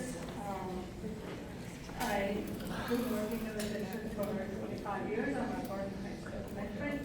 I was not planning on getting up to speak tonight. However, listening to everything that's going on, yes, we have great things in place. They are not meeting the needs of most of our students anymore. We have been told, drive more, choose different stickers to help these children. It's not working. We're saying things take time to work. We have mentioned these problems for years. We're not expecting overnight results. However, these are things that have been going on for years with no results. You're putting more on us every single year. We have our monthly to-dos. We have our walkthroughs to prepare for. We have testing to do. We do all these things for our students. Yet we cannot meet the needs of the student who's going to the desk, who's telling us we suck, who are telling us we're horrible, because we're expecting them to pick up a pencil and put their name on the paper. PBIS works for, I'm going to say, 60% of our students. It's the other percentage of the students that we are talking about. We've got the other kids. We need help with the ones that we are not qualified for yet. I spend time at night researching ways to help kids with certain emotional issues. I do that out of my own time to help my students, so my class is not interrupted, so learning can be productive and meaningful. But when my kids here shelter in place twice in a day, do you know how hard it is to get 7-year-olds back after hearing kids screaming and yelling in the hallways? And I have to tell you, I'm very lucky. I have a bathroom in my classroom. I don't have to have little 5-year-olds who don't have access to bathrooms during lockdowns. We need help with the kids that programs are not designed to help them. They are misplaced. And we have to show data over and over and over again to prove that these students are not where they belong. Not because we don't want them there, because we want truly what is best for them. We are not what's best for some of these students, and we have to say, that's okay. We will find a place where these students can thrive, and where the other kids in our classroom can thrive. So please, don't think that we're up here saying, we want results overnight. We've asked for years for help.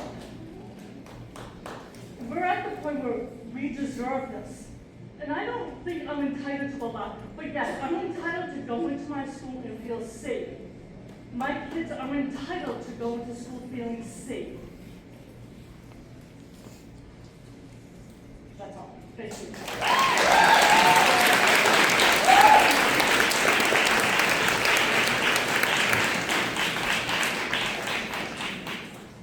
My name is Melissa Bubble. I Avenue, Woonsocket, Rhode Island. I'd just like to say I support all of you teachers, and I do the best that I can. And I agree with everything that that woman had just said. I hope you're truly hearing the teachers, parents, educators, and community members who have spoken tonight, and those who are after me. And also noticing many of the concerns of the people who are here who have not spoken. Their presence alone shows how deeply this community cares about the direction of our schools and where they're headed. I understand concerns surrounding the proposed merge of the middle schools and want to share what I've been seeing firsthand. I have worked in the after-school program, and I have witnessed fights and the tension and the growing divide between the students. Many feel that it's Hamlet versus Villa, and as if one of the schools is better. These are real conflicts that the students, real conflicts that are struggles, and this is even before the merge. And this doesn't just impact the district, it impacts my family personally. The middle school merge affects my own child as well, and I worry about his safety. I'm also worried about my soon-to-be high schooler next year, and so is he. After hearing about a student who was assaulted so badly that his jaw has had to be wired shut for 3 months, my son has told me he wants me to homeschool him. That should be telling us something. When kids start fearing school, we have a problem much bigger than meetings and talks. We need more action. So when we talk about merging, we have to be honest with the things the way they are right now. I don't see how this will be a positive or safe transition. Yes, a lot of behavior does start at home. I'll agree with that. But school is where the kids spend most of their day. If they don't have the proper support, structure, or accountability in school, how can the ones who generally want to learn stay focused? How can they feel safe? How can they be expected to thrive? I was also one of those kids when I went to school, picked on a daily basis. And this includes our students on the autism spectrum, or with developmental issues or needs. We absolutely need more appropriate specialized support. It is unrealistic and unfair to expect teachers who are not properly certified to meet these needs while also managing a classroom of 25 or more students. That leads to burnout, frustration, disruptions, and unmet needs across the board. Inclusion only works when the right supports are actually in place. Many students come in every day truly wanting a calm, structured environment where they can learn and enjoy being kids. But when the day is dominated by disruptions, chaos, or safety concerns, those students lose out emotionally, academically, and socially. And while we're looking at what's not working, we shouldn't ignore what is working. Coleman has had very few, if at all, any issues. That matters. Instead of merging unstable environments, maybe we should look at the other schools like Coleman that have no issues or very little and see what they're doing differently. We also need to talk seriously about accountability, not just for students, but for families too. What if parents were required to attend in-school suspension with their child missing a day of work? Imagine the impact if students knew their actions directly affected their parents' day and involvement. That could shift behavior at home and at school and reinforce the education that is shared responsibility. I would also go to the school if my son was behaving that way. I've told him that. I will sit in the classroom with him. The truth is, our teachers are exhausted, our support staff is stretched thin, and our students, especially the ones who want to learn, are paying the price. Merging schools without addressing these underlying issues will only magnify them. We need more behavioral supports, more supervision, more mental health services, more specialized staff for other students that need it, and consistent expectations across all the buildings. We need to be proactive and have these solutions. Some teachers I heard tonight said that they have come to you with solutions. And we need to ensure every student, regardless of where they come from or what their needs are able to have and enter a safe, supportive environment. Lastly, in regards to the principals and being in the schools more often, why not for some of the meetings that they have to attend be Zoom calls? As they say, sometimes when the cat is away, the mice are at play. And I'll be trying to talk with you guys after the meeting. Thank you.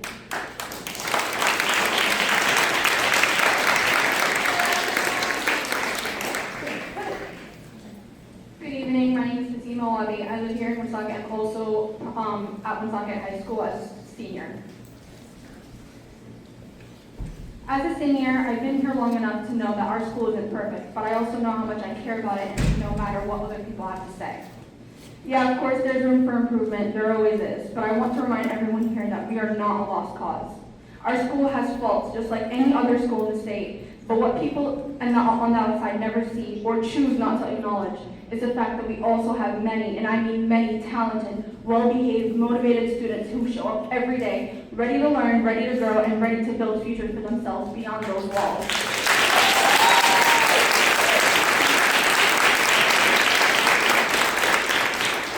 Just because the negative gets talked about the most doesn't mean the positive isn't happening. It gets overshadowed, and honestly, that's the part that hurts the most. Because people who judge us, but because the students who have actually put in the effort and never get recognized for it. So today I'm asking everyone here in this room, especially adults who guide us students, to take a moment and appreciate the students who are doing the right thing. Notice the kids who are showing up on time, who participate, who stay after school, who push themselves. See all of us, not just the ones who make the mistakes. Because when the focus only stays on the negative, it doesn't just mispresent us. It punishes the entire student body and gives a one-sided picture of who we are. We are not perfect, but we are not hopeless. We're a community full of potential, full of heart, and most of all, a community that cares, and that everyone has to be seen more than just the negative. Go Ravens!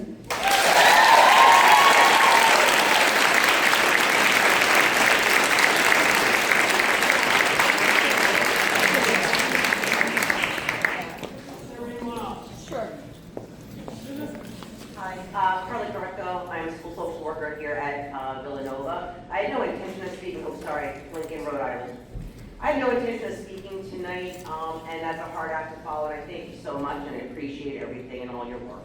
I'm here because I want to support everything that's been said by all of our colleagues and administrators, but I would be remiss not to point out there's been a common thread that I'm hearing. We're running, we're tired, we're asking for help.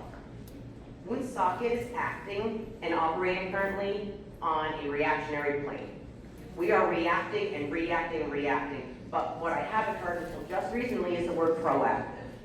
So there are two ends of the spectrum, proactive, and most importantly, where's our restorative practice? We're arresting. We're sending to ISS, we're sending to suspension. And then what? How are we restoring the community? There's a home school community piece, and we're not connected right now. I'm just asking, where's the restorative piece? I'm going to speak as a social worker because I've heard many teachers, and then I'm hearing about support staff. There's a wealth of knowledge and experience, and all we want to do is help. So I'm here asking you, help me help you. Give us the tools.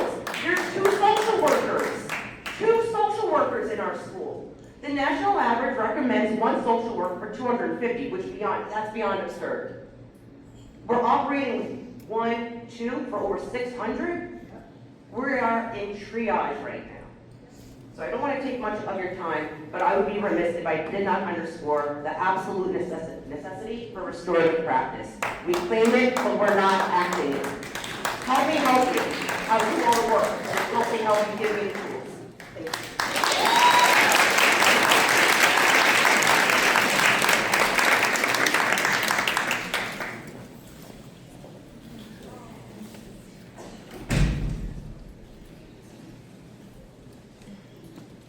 everyone. Kim Pierce. I work at Vernon at Coleman, and I live in Lincoln. I just have a question. When other administration were here, I worked on writing grants, and I'm just curious, because I don't know, who writes the grants and where do you look? Because when kids apply to college, there's grants for all weird stuff, like, are you left-handed? No, seriously, there is. And so maybe if we looked outside of the box, we could get money, not just for social worker, or, you know, like, look at things in a different direction, but fit the bill, you know? I don't know. Just a thought. If there's weird things for colleges, maybe there is for departments of education. Or what about reaching out, and I'm sure you probably already have, but we have CVS, we have car dealerships, you know, like, let our community help us. I don't know, just a thought.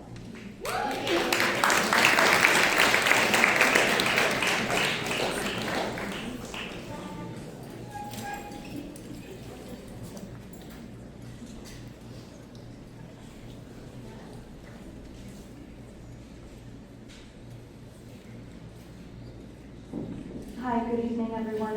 Elizabeth Moylan, 151 Elmore Ave. My husband and I recently joined the newly revitalized Villanova PTO. So I'm just here to promote our meeting tomorrow at 5 o'clock in the cafeteria at Villanova. I'd like to also invite the Hamlet PTO, if they're in attendance, or any of the teachers, specifically since we know that the new elementary school will be built. 5th and 6th grade should probably move to one building, 7th and 8th to another. So we also have to talk about what's going to happen with those PTOs. Also, maybe those elementary schools that are going to be transitioning to the new Georgetown City Elementary School. They'd like to be in attendance tomorrow or anytime in the future. We have an email address if you'd like more information.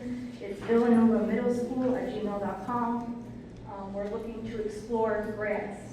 One of the parents had brought that up. She had looked into Buffalo Wild Wings, so we're going to look into that.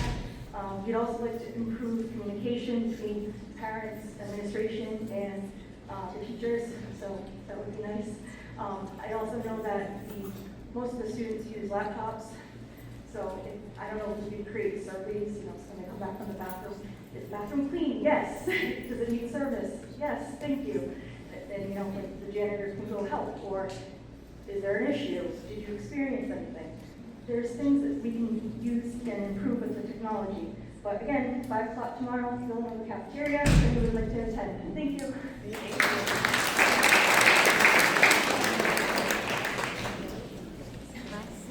Sorry, I went a really awkward way.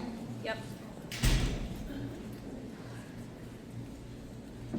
Hi, Brittany Donnelly from Cumberland, Rhode Island. I work at Globe Park, and I'm an SLP, so I go in a lot of different classrooms, and I see a lot of different things going on. I wasn't planning on talking, but I feel like I need to support everyone and get this out.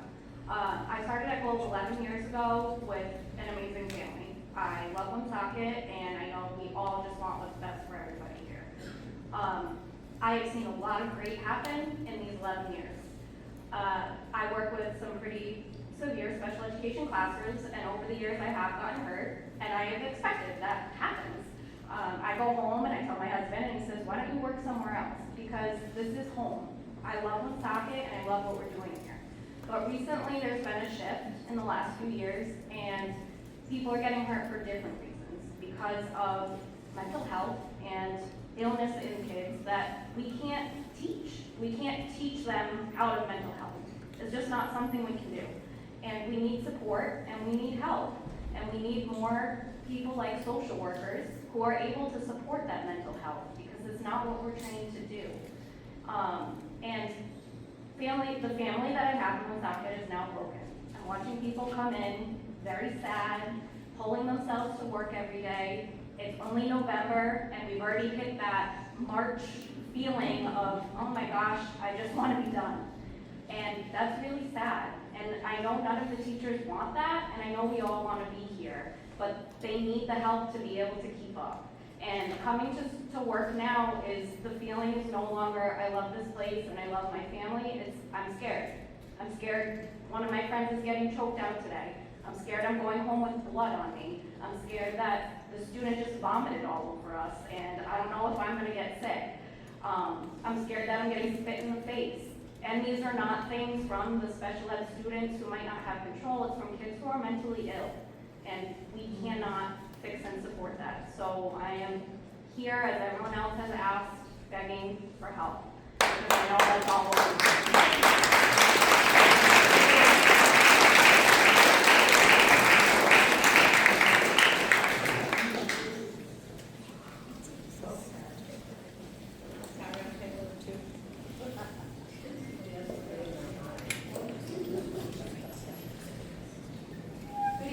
My name is Kathy Dubois. I live here in Woonsocket, Rhode Island. I am a resource teacher at Vernon Heights Elementary.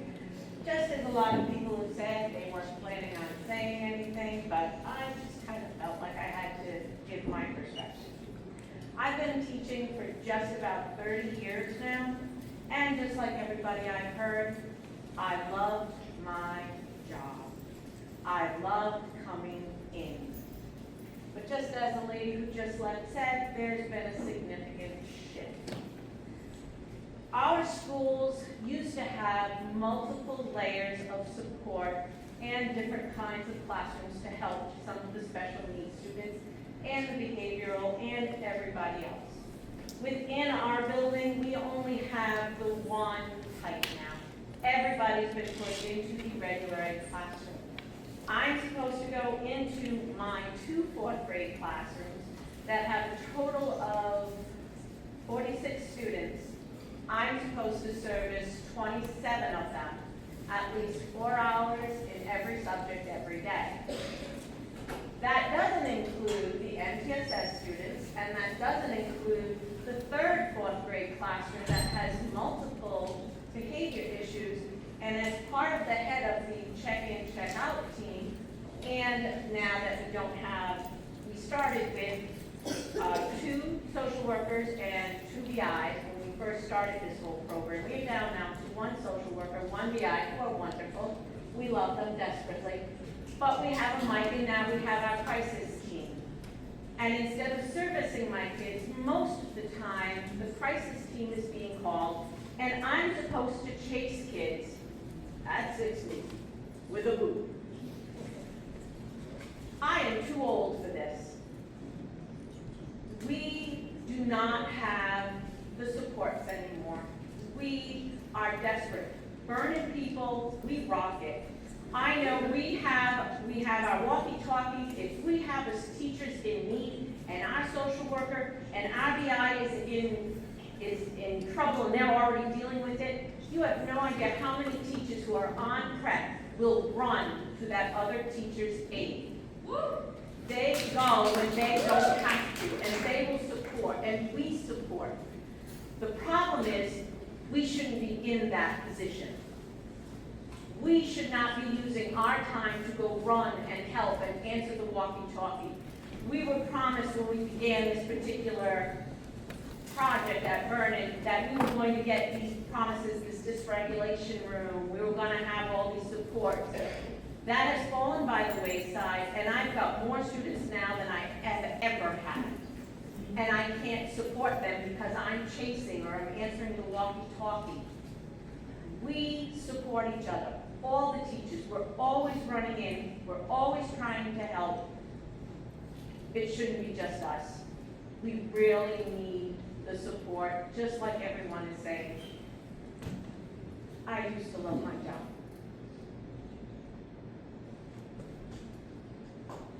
I don't anymore. That kills me. Please, that help. That's all. Thank you.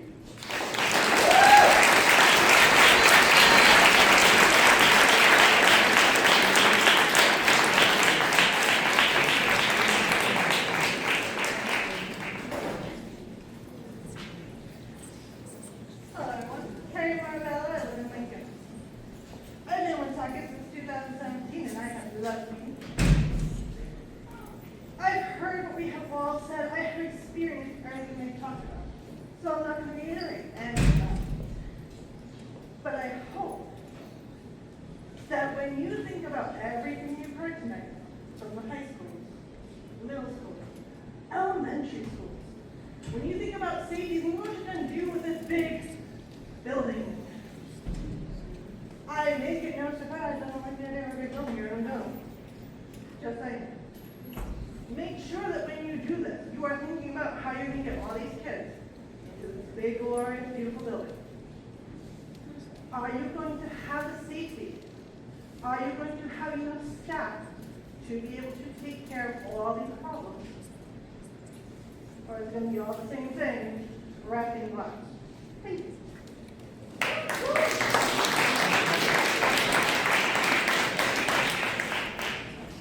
Anyone else?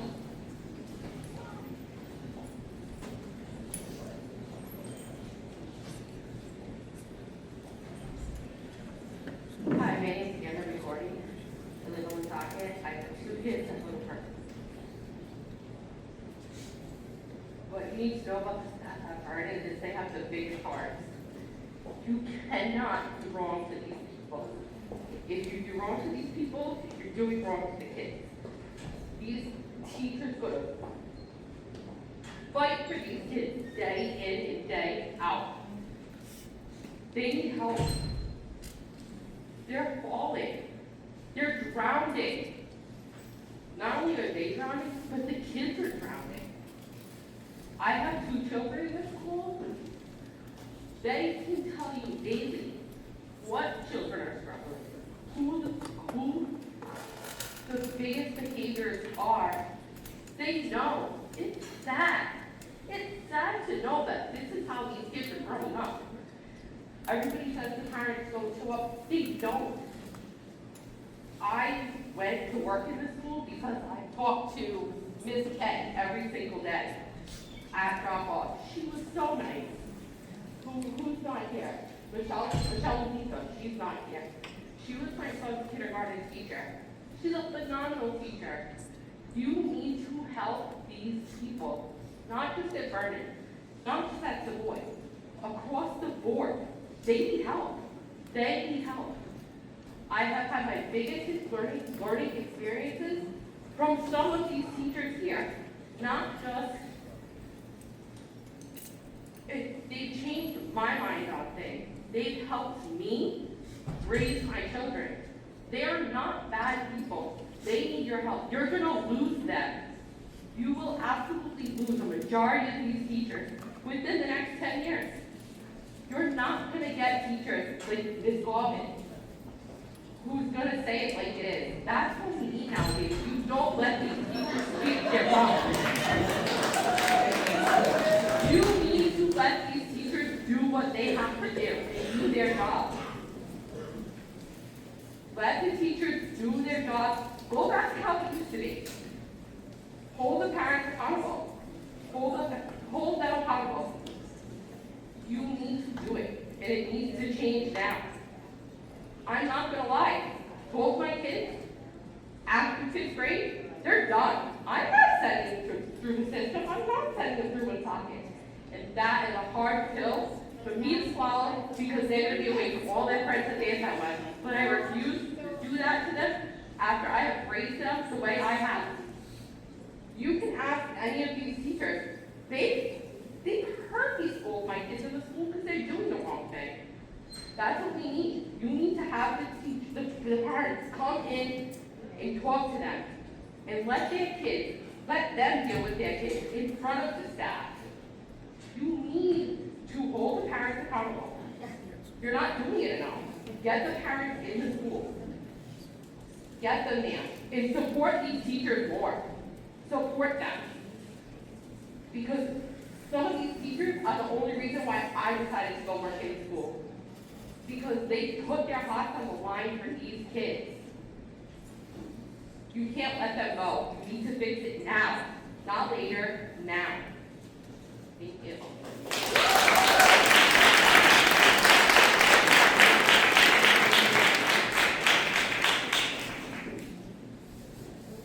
Is there anyone else?